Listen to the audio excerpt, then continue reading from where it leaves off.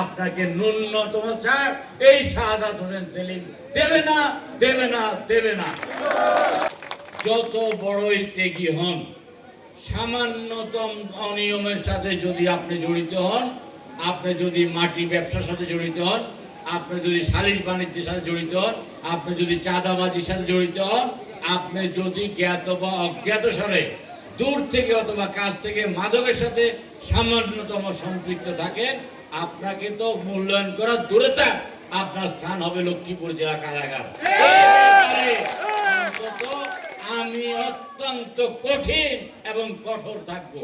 আপনি যতই আমার জন্য ত্যাগ করেন, যতই 15 বছর 17 বছর আমার ছায়া সঙ্গী হিসাবে আমার সাথে ছিলেন, সেলিম ভাই জিন্দাবাদ বলতে বলতে মুখে ফেনা তুলে দিয়েছেন, কিন্তু সামান্যতম যদি কোন রকমের অপরাধ করে থাকেন, আপনাকে ন্যূনতম ছাড় এই শাহাদাত হোসেন সেলিম দেবে না, দেবে না, দেবে না।